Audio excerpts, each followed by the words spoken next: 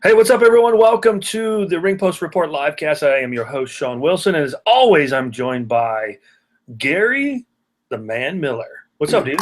I'm awesome. Thanks for having me. I'm always here except for last week when I was It's under the weather. It's just a showbiz expression. I'm just reading the teleprompter that's in front of me.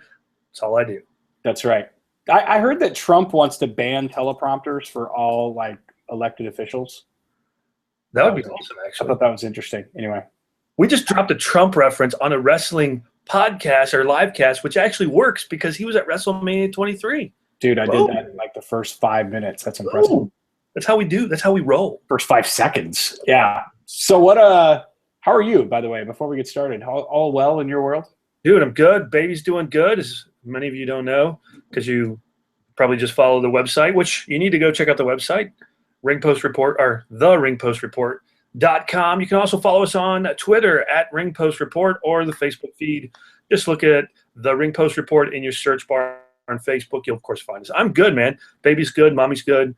Kids are good. Of course, we've been talking off air about the nightmare that is bedtime routines, but it's good. It's all good. Yeah. Hey, so let me just explain something for you guys tuning in live to the live cast.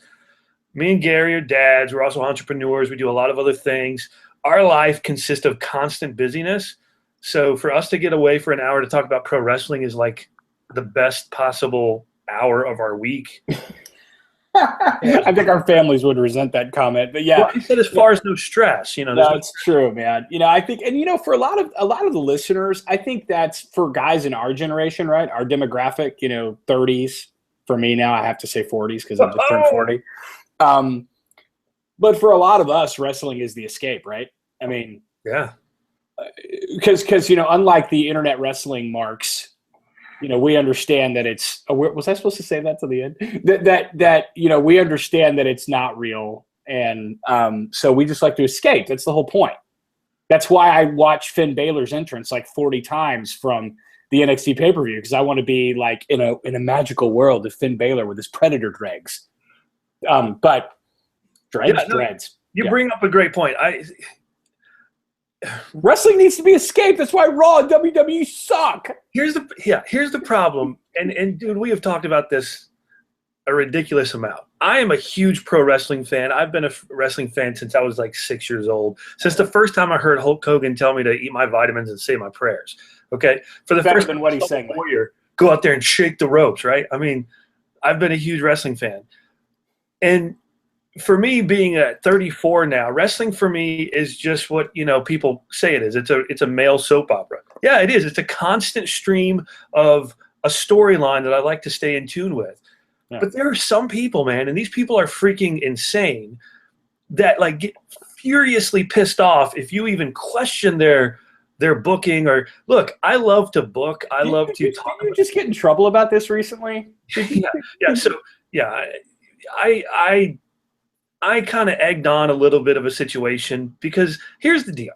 Look, I got some friends who love pro wrestling, and then I got some acquaintances who love pro wrestling who get deeply offended if you talk, they want to talk smack to you, but they can't really handle the smack being talked to them. Look, wrestling fans are a strange bunch. And I have a couple of friends in the podcasting world who are pro wrestling podcasters, and they will tell you the people they hate the most are pro wrestling fans. Oh, yeah, comic book fans they love. They can go to business conventions, comic book conventions, go to movie screenings, love the fans. Pro wrestling fans are some of the biggest pain in the asses you'll ever meet.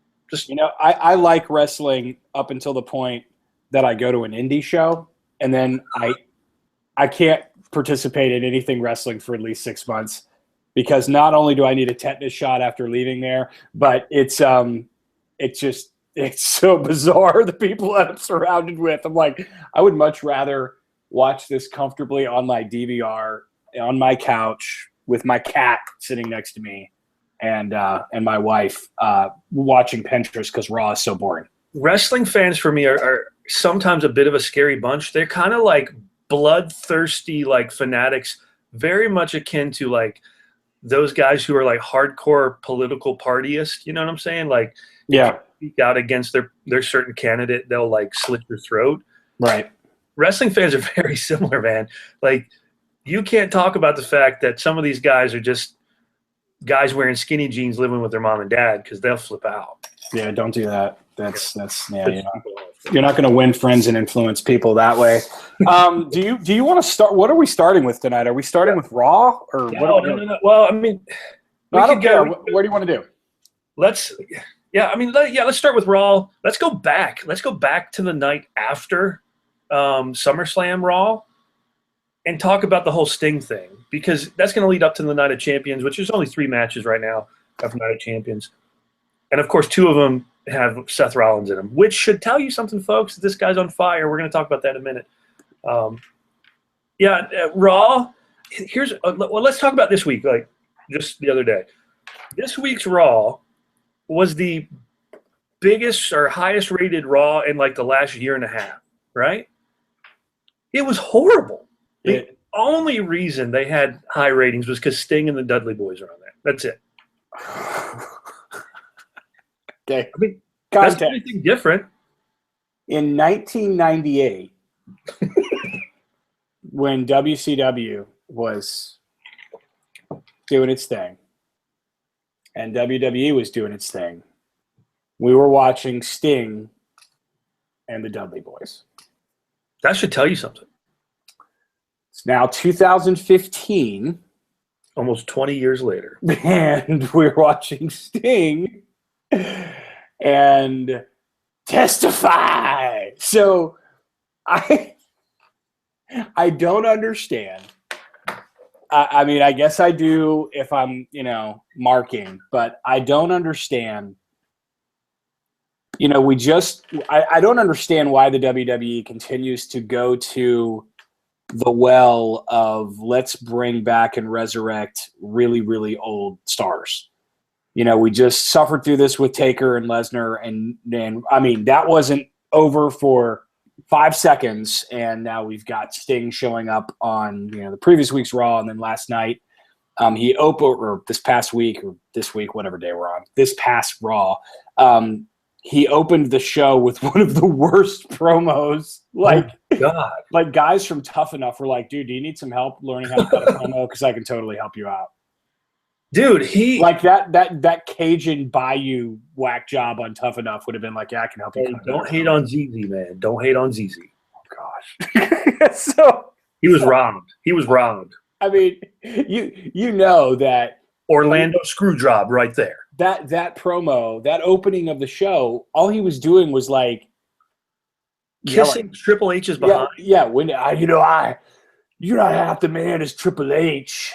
I'm like, do you want to give him a kiss? It's homosexual. It's kind of weird. Yeah, it is pro wrestling, which is quite possibly the gayest sport on the planet. Whatever. Well, see, yeah, you and I talked about this, that pro wrestling is homoerotic, but that's so bad. It's horrible. Probably a different episode, but we'll talk about it later. Yeah, so I think that I just, you're never going to get me onto this. Like, I can't get in the, like, okay, yeah, it's Sting, it's going to be cool. It's not cool. It reminds me of why I love the NXT show so much, a couple weeks back, and why this just drives me crazy on Raw. And I couldn't, I think crowds make a lot of difference for events. The crowd on Raw, I don't think it was their fault. I just think like they were asleep during the majority of Raw because they were like, wow, this is horrible. And Sean, I don't like to be the internet wrestling guy that like hates everything. Like I listen to those podcasts where like everything sucks, but I'm not trying to be that guy, but Raw is just, oh my gosh. And the Sting thing, yeah, I don't get it. Yeah. Oh, Raw. I still can't get over the fact that you had the NXT show in Brooklyn 2 weeks ago, which was just so well booked. I talked about it last episode. So well booked, well written. And then the next night you have SummerSlam, the biggest pay-per-view since WrestleMania, and man, it just WWE main roster. They just don't. I don't get it. So this past week on Raw, they literally did like 2 different rematches from SummerSlam. They did Cesaro and Owens, And they also did Big Show and freaking Meat on the Table. Meat on the Table with Miz commentating. I'm like, what's next? Orton, Sheamus? I mean, let's do this. Okay, so. And the Divas beat the clock. That was amazing. I hate the beat the clock matches. They're just retarded. All that did was showcase the fact that everyone was really excited that the Divas matches just kept getting shorter and shorter. Which is amazing. They're like, yes, 1:20. The Divas match on NXT TakeOver was the match of the night. It was incredible. But do you know, dude, that I've listened to some podcasts about the NXT show from internet wrestling commentators that didn't think that show was really that great? I'm like, are you guys on this? Are they watching the same thing we watched? Yeah, they thought it was okay. I'm like, okay? That was best show I've seen in the last year and a half, maybe two. Easily. Best wrestling show I've seen. Easily. I mean, I don't want to keep marking out for that, but I mean, and I heard things about that. I'm like, yeah, I don't. Wow. Anyway, so back to Raw. Your thoughts. I interrupted. No, you're good. Raw for me, the Sting promo was complete nonsensical. It made no sense to me. I mean, he comes out there and it doesn't seem like Sting is. I mean, of course, he's like what, 55 now. You know, when we watched him, he was my age, 34 or something. Yeah, so I mean, 20 years. Yeah, I mean, he's, I think, about 500. Yeah. I mean, like, the promo was horrible. Yeah. And look, I'm a huge mark for, like, old school guys. I love Sting. I've always loved Sting. But it was just – it doesn't gel. It doesn't make sense for – okay, Rollins beats Cena SummerSlam, and the next night Sting just shows up just randomly. Like, hey, I want to fight you. And then he gets the match. Like – why should they give Sting the match? Sting has done nothing since Mania, which he lost. So I didn't get it. I was like... And you actually thought that match at Mania was decent, and I thought it was horrible. I remember you and I texting back and forth. The great moment was when Nash went down and we thought that he yanked his leg again. Dude, that's what made that match. The match itself was absolute crap. But... Gosh. The nostalgia part of it was spectacular. Yeah. You had the NWO and you had DX, man. It was sick, man. Yeah, it was good. But yeah, I mean, like, then they had the Dudley Boys. My thing with the Dudley Boys is this: I like Bubba, but I liked him. Like, Dudley Boys were cool when I was 15 and they were in ECW. They're not cool now. Oh yeah, he was cooler in TNA. As that badass Bubba Ray Dudley. Aces and Eights, man, was good. I liked him. It was a great storyline. Yeah. He was a great heel, and they bring him in as a character from 20 years ago that – well, think about this. Half the crowd Monday night were like, who are these guys? It was just a cheap pop. For the people that did know, it was just cheap pop. And it you know, I yeah, testify. And got him going up against the New Day. I mean, wow. Just doesn't get any better than that. I would just say Raw's been flat. It's going to be flat until they really do something to do it differently. How amazing was that 2-sentence promo from that new guy that's in the Wyatt family? And he was like, he's like, Armageddon is coming. Like that dude, the huge dude, you know what I'm talking about? The Black Sheep or Brahm or whatever his name is. Yeah. I just thought, wow, I could just see that production meeting. Okay, we're going to let you cut a promo tonight. It's going to be like 2 sentences. You're going to talk about Armageddon. You're going to kind of sound like Undertaker when you're like, yeah. So that's going to be it. And, oh, yeah, and you guys are going to wrestle the de facto modified Shield. It was a better promo than the Sting promo, but, I mean, beyond only because of its brevity, yes. Yeah. I do like the fact that they're finally going to, from what I'm reading, from what I'm hearing, they're going to bring in the Sister Abigail thing. I mean, they're probably going to drop the ball on this. And I feel bad because I'm not that internet wrestling guy that craps on everything. Yeah, but we kind of are tonight because it just has to be. But SummerSlam was I mean, it was just not good. And then Monday, it's like, and do people still watch SmackDown? I don't watch SmackDown anymore. I mean, I haven't watched SmackDown since like 2006. What is this SmackDown you speak of? SmackDown. Who's on the SmackDown roster? I got to Google that while we're talking. It's the Raw roster, and they just do it on SmackDown now. That's all it is. Do they really? Yeah, there's not a roster for them. Hold on. That was like 10 years ago, dude. I'm Googling this right now. I'm Googling it. All right, friends. Hey, if you're just tuning in, hey, I've received 9 messages. Come on here. Let's see. Okay. We got some people in the. Steve, you're checking it out live. Jump in on the chat room if you can jump in on the chat room. He's sending this message on Facebook. Hey, cool. if you are just welcome, friends. Yeah, one of our friends, man. He's just checking us out. He watched last week, and then we've connected with him, and he's sharing the goodness to all his wrestling fans. Here's the deal. If you're just tuning in, we do this live cast every single week, every Wednesday, 9:30 p.m. Central Standard Time. And you can connect with us, me and Gary, on the Ring Post Report website, which is theringpostreport.com. You can also connect with us on Twitter at Ring Post Report. Tonight, we're just going to do hashtag NOC, or no, RPR NOC, or hashtag RPR Sting. We're talking a little bit about Sting. And then, of course, go to Facebook. What? Are we still going to talk about Sting? Are we done? Oh, I don't know. It's like there's nothing else. No, keep going. Sorry. Just keep going. And then, Facebook, just in your search engine, type in the Ring Post Report, will come up, of course. Connect with us there. Nice. Oh, the WWE is in a mid-age crisis. That's great. Is that somebody put that in there? Yeah, somebody put it in the they're messaging us on Facebook. Oh, that's awesome. I love it. Yeah, they are in a mid-age crisis, and that's a great observation because it seems that the way that you can get like really deep in the card for a pay-per-view is if you're just over 50 and you were really active during the Raw WCW, war. And if that was you, then the next thing we're going to be seeing is like DDP and freaking maybe El Dandy. Don't hate on DDP now. Oh gosh, man, I'm a DDP yoga guy. Well, that's fine. I know you and Vardy mark out for DDP yoga. We got to have Vardy on one night. I agree. I think he'd be great. His schedule's really busy though, dude. Like you don't know who Mike Vardy is? Just Google Mike Vardy. What is his website? Productivityist.com. And if you can't spell that, which I never do, just try to type it into Google and you'll find him, or just MikeVardy.com. Mike is a proper productivity expert, and like Mike's like proper, like he's like a big star now. So, but he's a good friend of ours. He's a wrestling mark as well. So, all right. Was there anything else from Raw? Oh, this whole I saw Dolph naked in the shower scene with Summer Rae. Wait, what? It's part of the story.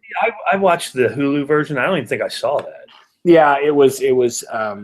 That story just keeps getting, it's already too long, and now they're just trying to keep it alive. We talked about the fact that the Diva countdown matches were brutal, though I just love singing Nikki Bella's song, "You Can Look But You Can't Touch." And then, of course, we had Seth Rollins at the end find out that he is going to defend both belts at NOC, which I think is great because he's going to get clean wins for both of them. Okay, we need to talk about that's going to legitimize him even more. That's what I've been talking about now for like 3 weeks. So that's we need to talk about this because I want that to happen, but this is the WWE and it's just not going to happen. That is going to happen. He's going to in the first match of the night, and he's going to lose the title to Sting. They're hyping this up like crazy. It's what's going to happen. But here's the problem with your theory, and I appreciate your theory because the writing has been wacky. But putting the belt on Sting, then what are you going to have him do with the belt? I don't know. I mean, nothing. Don't ask me. I mean, what's he going to defend it against? Raven or DDP? DDP, Raven. I'm trying to think of other WCW stars. Raven. We need to get Raven on the show. Is he still around? I think he is close to death or something. I don't know. Well, maybe we could have Head. Remember Head? The Head? Oh, yeah. Al Snow? Al Snow. Dude, Al Snow is freaking huge. Have you seen this guy lately? He did DDP yoga, and he's got bigger muscles than, like, meat on the table. Not really, but he's freaking huge for as old as he is. So you guys, I hope everybody understands the reference of who we're referring to with meat on the table. Idea. They're like, what is meat on the table? What kind of podcast is this? Okay, So let me share with Steve Tillman, one of our friends here. He's shooting me some messages because apparently he's on a mobile device, so the chat option's not open on the mobile device. So Sting has always tried to be that favorite vigilante who brought the bad guy to justice. The only problem is that Rollins is the best heel in the industry. And they're making him to be the bad guy's bad guy. He's right. He's so right. Absolutely. I mean, and plus you can't, like, that's such a great point. The fact that you're bringing him in, Rollins has just got such good heat on him, and he just continues to develop his heelness. And you're going to bring Sting in for this short run just to get a ratings pop, and it's still going to be horrible. The thing is, they don't even need the ratings pop. They don't. Well, I mean, they do pay-per-views still. Like, I think, like they said, like, I think people who ordered the last. Who is that guy that doesn't own the network? There's like 50,000 people that still do. That's insane. You could literally get 9 months worth of the network for one of these minor pay-per-views. So I mean, who would pay $45, $50 for, like, Night of Champions? No, it's what? Some guy apparently doesn't have, like, really good high-speed internet, like somewhere in, like, Podunk, Arkansas or something. Wow. Man, I'd just be using my phone as a hotspot or something, man. We're gonna get a crap load of hate mail for that. For what? That hate. I just hated on Arkansas, dude. I just straight up did you? on Arkansas. I missed it. Hashtag Sean is a heel. That's what it is. I mean, I always the heel thing. Yeah. All right. But yeah, I think he will win legit, both of them. It gives him more heat going into the Triple H feud. And then H is going to put him over great, and it's just going to continue to build the rise of dominance of Seth Rollins. That is my theory, and that is how this is going to go. Here's what I could see happening. Of course, he absolutely needs to beat Cena. If they do the 50-50 even Steven booking here, I'm just going to shoot myself in the foot with like a paper gun or something. I can legitimately see them giving the belt to Sting just to give him the one title he hasn't had. But what I agree with you. I want Rollins. You can't do anything with it though once you do that. I mean, like, he's decrepit. He's going to break a hip. It's bad news. I mean, the only thing I see them bringing back is Hulk Hogan, and you have the whole like thing. But that ain't happening with not with him. He apologized, man. He apologized, and we are forgivers. I know, brother, but it ain't. So, like, the only thing they can do is they have to put, because they really talked about him being great until not being great until he puts, he beats some of these legends. Mm-hmm. Him beating Sting clean would be great. It's not going to do anything for Sting though, but not that it needs to. Sting shouldn't be here anyway, so that's fine. Whatever. What's the other match on that card so far? Night of Champions is like 2 or 3 matches. Oh, it's the Charlotte and Nikki Bella, like the one match during which I'm going to probably commit suicide. So.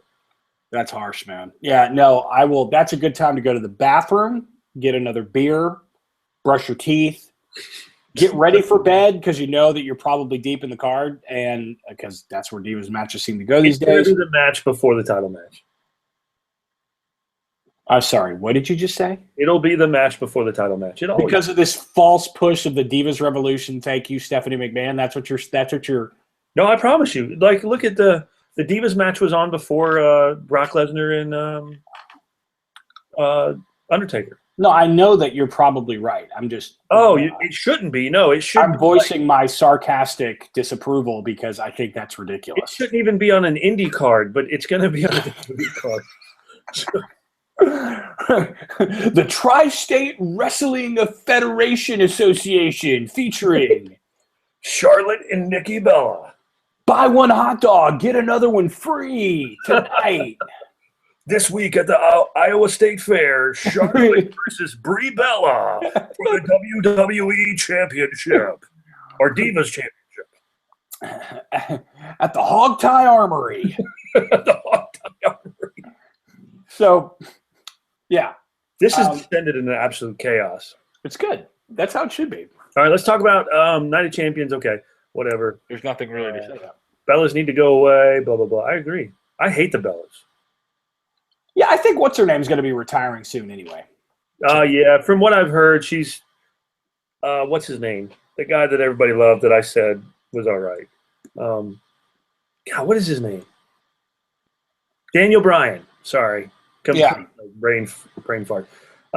Yeah, apparently they're wanting to start a family, and that makes sense. So yeah. You know what we didn't talk about? Come on, we got to talk about this. I mean, this was like serious news. Is what's his name? Superfly Jimmy Snuka was arrested for the murder of his girlfriend in 1983. I mean, this is huge news right now. Apparently, I don't. and look at this. I'm pulling up a news site. Jimmy Snuka removed from the WWE's Hall of Fame. Oh, yeah. Ouch. Big update. Jimmy Snuka has dementia. Apparently, he murders people. I thought he had cancer too, man. He does. He has stomach cancer.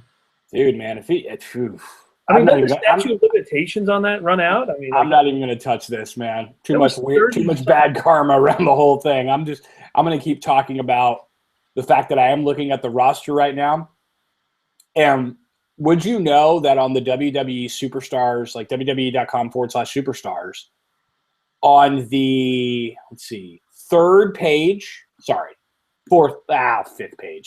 fifth page of stars, do you know who is listed as a star? Let me go there. El Torito. Arguably the future of this business. The future of this business. I will say this. Okay, let's talk about some funny things we do love about pro wrestling. Do you remember, is it last year or the year before, the WeLC match before the TLC pay-per-view? Yes. Dude, that was legit. That was a sick match. I was like, oh, this is good stuff. They need to do that every TLC pay-per-view needs to have a WeLC match. It was sick. I love that match. Tables, ladders, and Doritos. Yeah. It was great, dude. And what happens at the end of it, they need to have Dorito bags fall from the ceiling. Well, yeah, for those of you that don't know, when Sean and I talk off, mic about wrestling, which we do probably 20 times a week, he refers to El Torito as El Dorito. So that's, we're going to be shut down by the government because that's considered racism, I bet. I don't think so. No. Steve in the messages goes, that's no bull. Sorry, bad pun. That's good. So there's got to be something really good to talk about in pro wrestling. What's going on you're a huge mark for Lucha. I love it. Have they come back yet? When's the next season 2 or whatever? I don't know. I haven't heard anything. I'm scrolling some of the wrestling headlines right now because I was actually curious to see if they had released when they're going to actually do it. I love Lucha Underground. I think it's like the best thing to happen to wrestling in a really, really long time because it's totally over the top and it's very soap opera-esque, and that's what we need. Yeah, no news on my friends Lucha. But now that you say that, while you're talking about something that you're passionate about, I'm going to look that up right now. I need to go. You know what they did start tonight is they started the NXT Dusty Rhodes Tag Team Classic. Yeah. Mm-hmm. So I wonder how that's going. I know, here, let me pull it up. It looks like Baron Corbin and Rhino defeated the Ascension, which makes no sense. That Corbin guy is kind of cool. I mean, he did a good work at the NXT pay-per-view. He's a good guy. I like him. He's a good big guy. He's just. I think the WWE wants him to buff up a little bit, from what I understand, which makes sense. I mean, he could tone up a little bit, but I like him. So I'm reading about Lucha Underground, and this was August 13th. So this is obviously, about a month ago, a little old. But they said, as mentioned before, Lucha Underground talent still haven't been given a date for filming of season 2, but have been told that they can accept bookings through the end of the 2015 year. So obviously, they're not going to probably start filming until the beginning of the year. And I can't wait for them to do that because I truly do. And I got to give credit to Sean on this because Sean and I were talking about this 6 months ago, and he told me Lucha Underground was like the greatest thing ever. And I was like, that's stupid.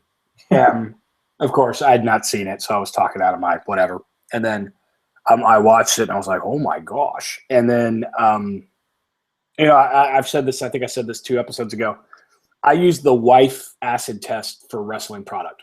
So if my wife is sick, my wife loves wrestling, but if it's like Raw, forget it. She'll be on Pinterest. If it's a bad pay-per-view, like SummerSlam, she's on Pinterest. But if she's interested, then I know that we're looking at something that's cool. So that's Lucha Underground, and she obviously went berserk for NXT. She did not pick up her phone to look at Pinterest once during the NXT pay-per-view. Enough said. It was good. It was so good. Enough said.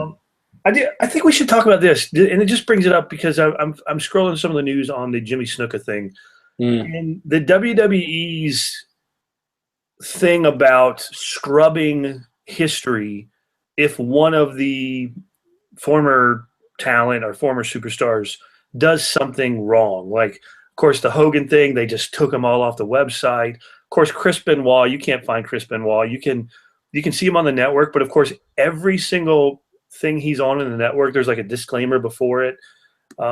They're scrubbing Snuka. Is that good? I mean, like, I think that's kind of dumb. It is what it is. I mean, look, you don't have to agree with Hogan. What happened with Benoit is horrible, but it's part of history. I mean, we don't go back. I mean, well, I guess as a nation we're trying to, but you scrub history. It just, I don't know. That's the one thing I don't like about the WWE controlling everything of wrestling. Like, they are the Hall of Fame. This guy. I mean, I don't know. What's your thoughts on that? I think it's kind of dumb to scrub everybody off just because they do something stupid. I get it, I guess, as a company thing, but I don't know. I think that I think WWE is very sensitive to their brand. And in 2015, it's a very different era that we're watching wrestling in now than, like we were just referencing a little while ago, than 1998 when it was Attitude and it was over the top, right? I mean, it's a different time, I think. And I think because of the way information travels so fast today via Twitter, Instagram, Facebook, Google Hangout, everything else, I think companies that have a global brand really want to protect that brand. And because it's bigger, I mean, you and I have talked about this, it's bigger than wrestling storylines to the WWE. It's being involved in anti-bullying campaigns, and it's all this other stuff that the brand is sort of immersed in, which is all good stuff. I mean, there's nothing wrong with that, clearly.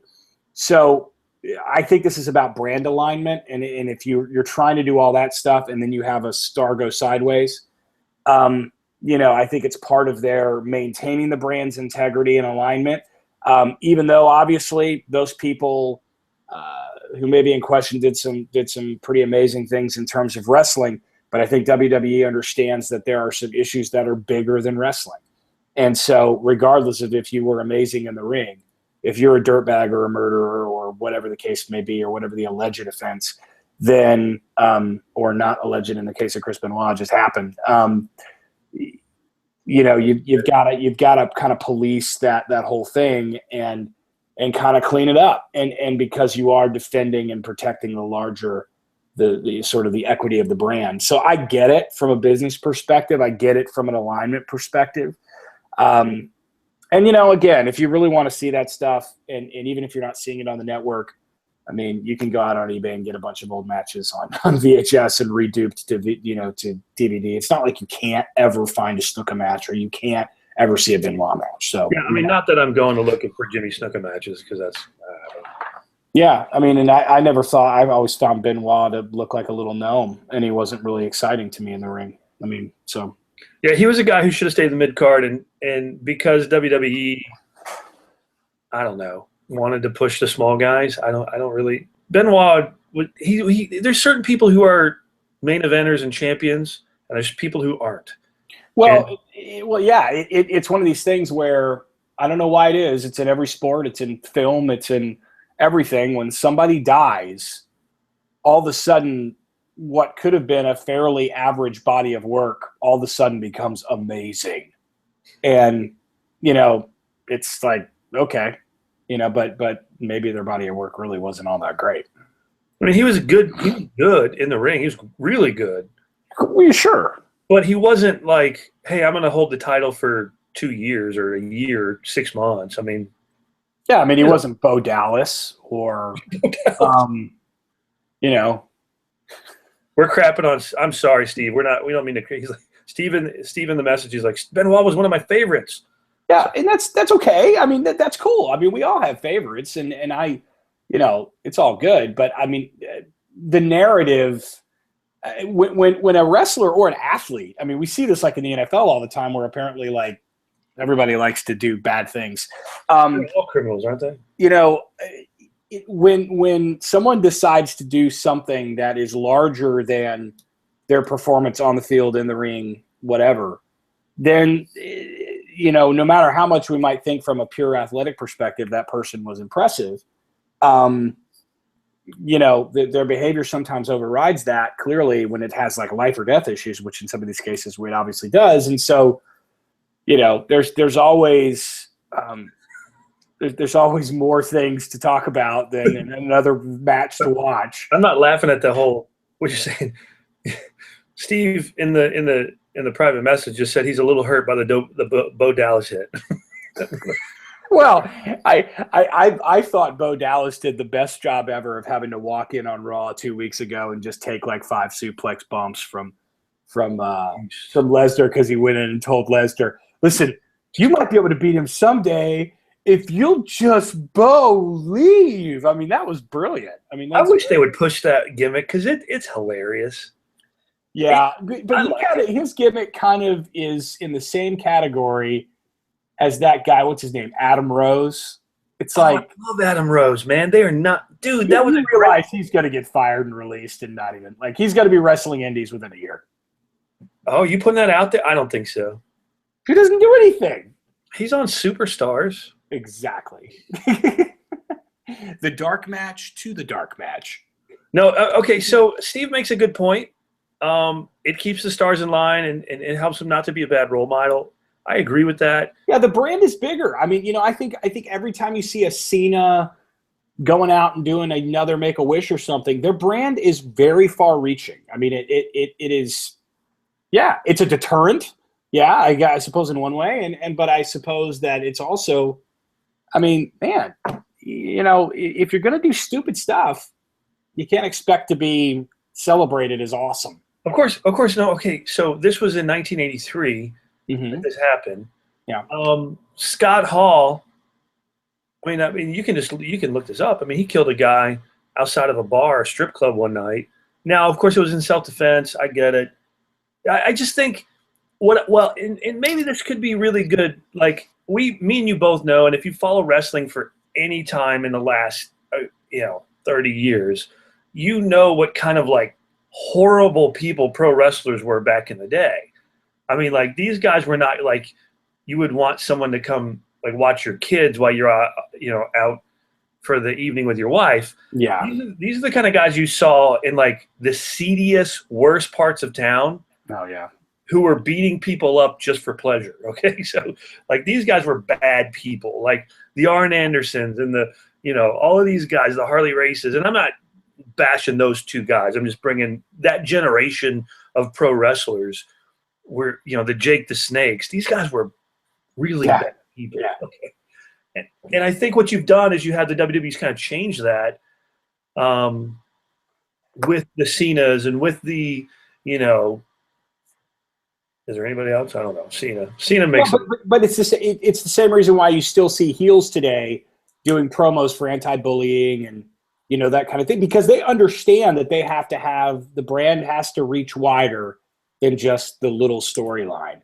And I love the storylines. So that brings us to the question: is are we as wrestling fans, especially like kind of our generation, living in the past of when the territories or when the Monday Night War, when it was like, is this real? Is it not real?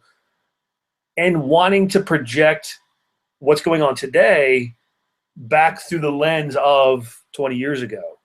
Absolutely. To some degree, I think you'll always be the guy that says, back when I was watching the Monday Night Wars, they didn't do this crap, I mean, yeah, I walked 50 miles in the snow barefoot, to get to school one way kind of stuff. But also when you have what we generally reference are these periods like the Attitude Era, for example, where there was so much big and right going on all at once that, we're just referencing that up against a product that we currently find to be very flat. So, I mean, part of that's true, but partly comparison is valid when you're talking about the same organization that has ebbed and flowed from a great product to kind of a not so great product. Yeah. So it makes me wonder, like, when my kids are my age, what is their view of pro wrestling going to be like? Will pro wrestling even be relevant in 20 years? I think it's always going to be relevant. It's been around since the early mid 1800s. It means it.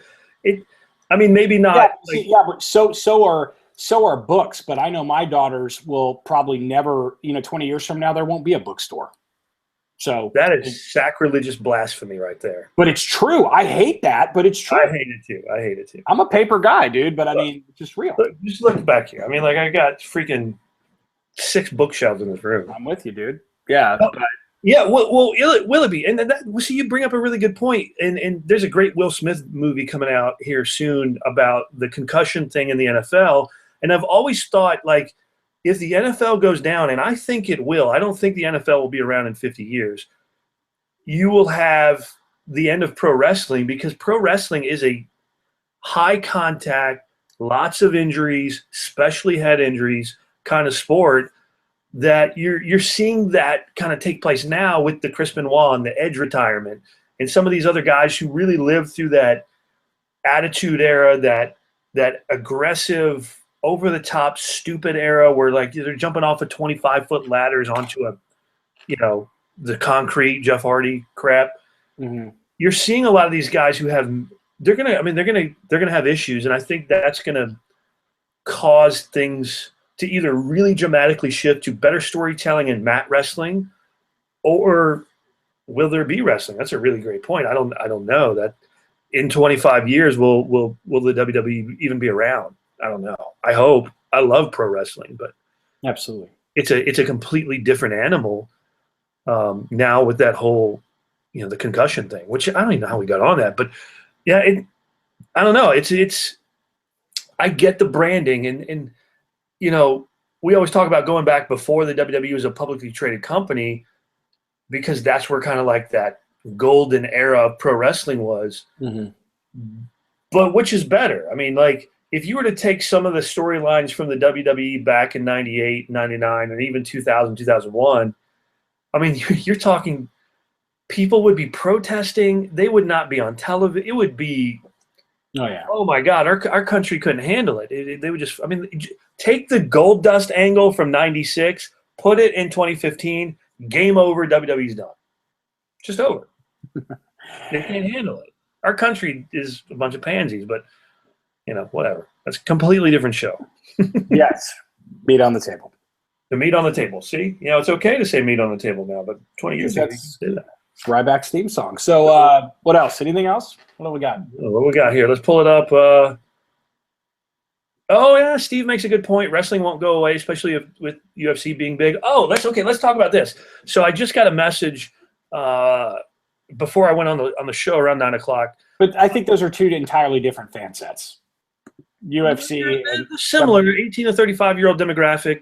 A lot of those people who watch UFC watch pro wrestling. I think it's similar. They appeal to a similar market, I suppose. Okay, I need to see buy rates on that, but yeah, go ahead. So okay, Ronda Rousey there was a Marine, and you know this, you were in the military. Yeah. This cool thing that a lot of these Marines will do, or Army guys or Navy, whatever.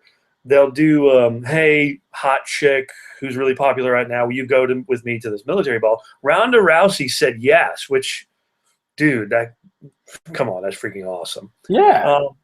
So this girl Marine puts out this Facebook profile. I sent this to The Rock. She was like, hey, look, if I was going to pick anybody, I'd pick The Rock. So, Rock, will you go to the Marine military ball with me? So I tweeted The Rock. I reached out to The Rock to try to get this girl to get The Rock to go.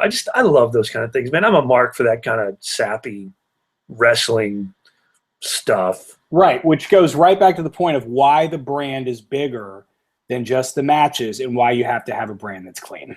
Well, yeah, no, it does make sense. I mean, if The Rock were to have come out and murdered somebody, like, The Rock's one of the greatest of all time. They're going to scrub him from – I get it. I do. I think I think maybe it's a good thing that they're doing it, because it kind of gets rid of all the junk that was 40 years ago, 30 years ago. Or think about it. When Flair was coming up in the NWA, I mean, wrestling was gross then. I mean, I mean, even the late 90s, wrestling was really kind of a dirt bag. I mean, there's a great book, and I don't have it handy, but it's like Sex, Lies, and Headlocks. And you want to see the seedy side of pro wrestling, especially the WWE, get this book. It's on Amazon. I've actually seen that on Amazon. Yeah. It's good. It's really good. But it's going to make you hate Vince McMahon. Like, you're going to be like, this guy's the worst human being ever. Yeah. Well, I didn't think he was an angel. Oh, no, he's bad news. I mean, like, but man, it's one of those things like when you kind of run that kind of a company. You know what's impressive to me, though, because you bring up a really good point about it's a lot more civilized now. You know, anytime Raw comes to San Antonio, we go. And one of the comments I've made, like every single time we go to Raw, is how well behaved everybody is. Because like we go to like rock concerts and people are not well behaved. Like they're smoking, freaking bonging out, and it's like, thank you for your contact high, and they're obnoxious and they're drunk, and it's like, I mean, the last time I went to go see Van Halen, it was like, oh my gosh, why did we do this? but let me just interrupt real quick. For all of our friends who are watching live who don't know who Van Halen is, because you're like 15, just Google it. That's so good. But like we go to Raw, and like everyone's so well behaved. Like I mean, everybody's cool except for like people who decide to hit what's his name with a briefcase. But yeah, I mean, whoa. Speaking of which, did you hear about the guy who like jumped the guardrail at a house show and tried to attack not Seth Rollins, Dean Ambrose? Dude, like I agree with you.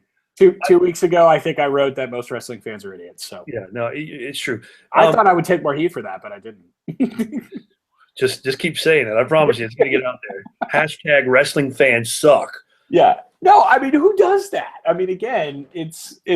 But when I've gone, it's been very on the up and up, and I've been so impressed. Like it's like, yeah, everybody's being cool, and you know, everybody's into it, but not like psycho into it. Not like an indie show where, again, you feel like you need a tetanus shot. So, yeah. Well, I was just going to say, man, every indie show today still feels like the wrestling you talked about like 20 years ago. It does. Well, I was just going to say, you live in San Antonio. I live here in Baton Rouge. WWE comes to Baton Rouge and New Orleans 2 or 3 times a year. Yeah. Of course, they just did WrestleMania down here 2 years ago. We went to Night of Champions, or no, Hell in a Cell a couple years, Night of Champions. They come here pretty often. Every time we go, don't get me wrong, the wrestling fans are great here. They're very well behaved. It's just one of those cities that's a really good crowd. It's not a New York or Chicago crowd. Those crowds are just hot. Yeah. But you don't get the freaking crazies who, like, if you cheer, like I've been to a couple shows around the country where if you cheer for, like we went to Houston for WrestleMania 25, and there was a couple people, man, if you cheered for the other guy, they're like, motherfucker, man. And I'm like, dude, it's an 8-year-old. Come on, dude. Come on. It's like, shut up. Well, yeah, I mean, that kind of stuff just it's silly again. You know. But I agree with you that the wrestling, the WWE, see, I think because WWE does pro wrestling and the indies are pro, it's their thing. They don't really have a big production. Yeah. I think people get lost in the fact that, it's all pro wrestling. It's not. The WWE is an entertainment company. If you were to ask Vince McMahon, what do you own? He would tell you, I own an entertainment company. You know, and so we've come full circle in this because this is actually why what the WWE is doing right now on a larger scale is the right thing. You know, from a storyline scale and all that, it drives me crazy, as we know. And I think the product is suffering. But when you go to a show, I remember the first time we went to Raw together where we had like crazy good seats. And I was like, babe, this is so entertaining. Like, this is just fun. And I believe wrestling needs to be fun. That's why I love Lucha Underground. It's fun. It doesn't have to be, like you and I watching ECW back in the day at, 12 o'clock midnight on Friday nights on cable access, where it was literally a bloodbath. It was brilliant, but, it was just scary. Well, if you ever went to the ECW arena, you didn't know if you're going to make it out of there live. I didn't know if I was going to make it out alive just watching it on cable access. I thought that they would come in and hunt me down. Yeah. Yeah, the good thing about WWE that's different from the indies, I would take my wife and kids to see a WWE event. Absolutely. Anywhere. I will not, for any reason, take my wife or kids to an indie show. I wouldn't take myself to an indie show. There are some, a couple. like I would go. There's one down in New Orleans. I know the owner, really good guy, really good promotion. I would take him. I would take my wife to see a Lucha Underground just because they're fantastic. Yeah, great. But that's about it. I wouldn't go to an ROH show with my wife. No. Oh, don't get me started on ROH. We're gonna get crap for that. Does anybody? Okay, you know what? Internet wrestling fans, please defend the ROH product with a somewhat sensible argument, because that is like the worst thing ever. And if you can come up with a no kidding, like proper argument, we will have you on the show so you can defend ROH. But wow. I don't back off that dude. That's horrible. I can't believe some really good people have come out of there. It's amazing.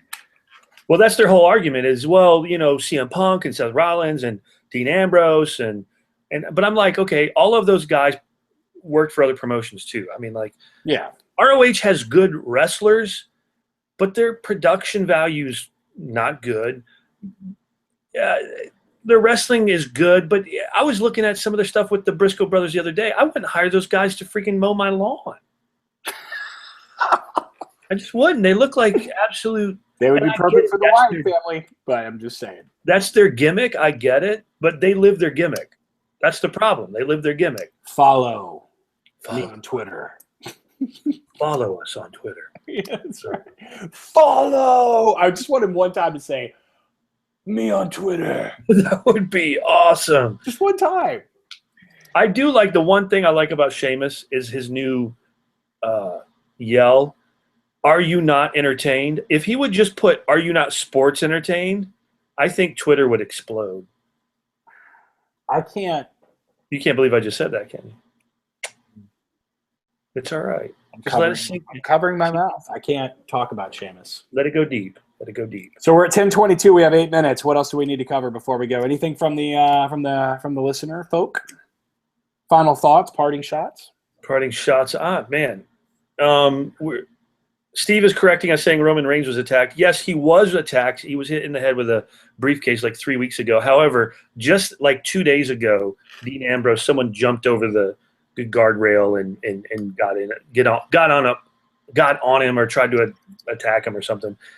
You can Google it. It's on there. You're Googleizing. I will say this. Look, I'm sending you a link right now. I'm posting a link in the chat for the Dean Ambrose fan attack. Okay. Snake attack. It's bust out in the Van Halen. Can you? I can't get into the chat. Can you? The one I just put in the chat there. You can dump that into the Facebook page if people want. Yeah, I got it. Let's see. Don't forget to check out our website, theringpostreport.com. And here's what you can do while you're there. Just add shop to the end of it, theringpostreport.shop.com. That will help us keep the show going. It is our connection to WWE merchandise. We've worked out an affiliate agreement with the WWE to bring you the best WWE products we can. It's pretty much the WWE store, but you're going to help us if you buy something. So do that. Also, follow us on Twitter, and which is Ring Post Report. Yeah, Ring Post Report. And then check us out on Facebook. We're also on Google Plus, but I don't do that too much.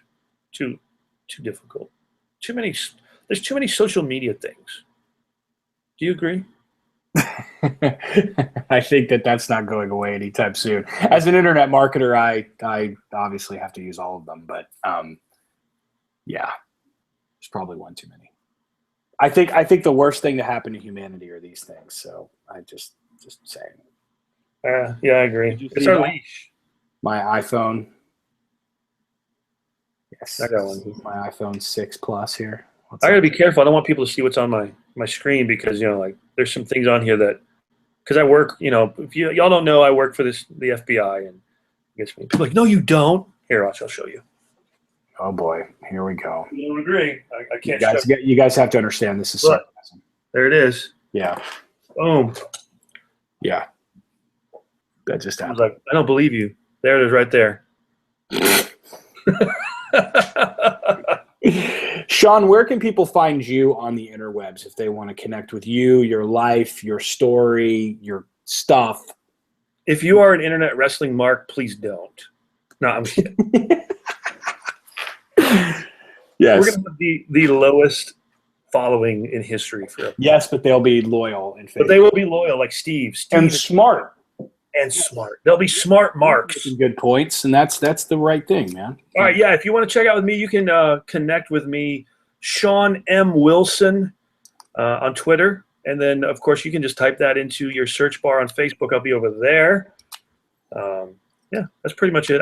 I blog. I have some business blogs, but you can catch that on Facebook. So throw that out there. Gary, where can people connect with you? You got a couple places they can connect with you. On the Twitter, you can follow me at GMillerJR. So Gary Miller Jr. So at G Miller Jr. On the Facebook, facebook.com/meet Gary Miller Jr. And I blog at a little place called sonotaguru.com. Is that what that says? I have been trying to figure what that tagline was for, like. So Not a Guru. Yep. That makes so much more sense now. Yes, sonotaguru.com. Yeah. I was like, Sono. What is yeah. Yeah. I've had more than one person say that. It's kind of like Mike Vardy's productivityist. They're like, how do you spell productivityist?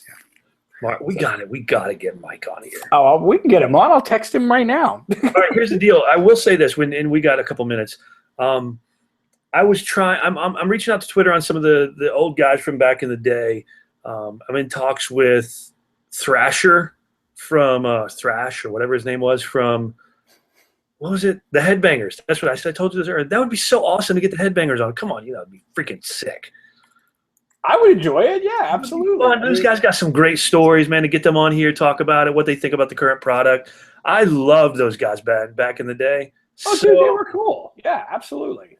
Trying to get, hey, look, if you know anybody, if you're a pro wrestler, man, some on the indie scene, man, reach out to us. We'd be glad to put you on. Talk about what you're doing. I would love to talk to indie guys. Absolutely. Talk about the state of wrestling, talk about the business, their journey, advice for other people that want to be wrestlers. Absolutely. Totally down with that. We got some, we love, yeah. I'll reach out because we think indie fans are whack jobs doesn't mean we think indie wrestlers are. There are a lot of guys just trying to come up and be the next big thing. We'd love to talk to you. Yeah, we need to get Gary's favorite tag team in all of ever, the Young Bucks on. Speaking of which, okay, I'm going back and watching Monday Night Raws.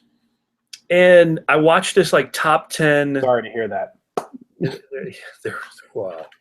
Anyway, real quick, top 10 things on the network I watched was like top 10 things in Royal Rumble history or whatever. And they did, like when Mick Foley he entered the Royal Rumble like 3 times in one night. I totally forgot that Dude Love's finisher was Sweet Shin Music. Do you remember that? No. Oh, bro. So he would do the whole Shawn Michaels like stomp thing and slap his leg, and then he would run up to you, stop, and then kick you in the shin. I was not a Foley fan. So. I mean, that's just legit. That's legit. You're going to love that kind of writing. That's sick writing. I love it. I think that's a perfect place to close the show. Awesome. Sweet Shin Music.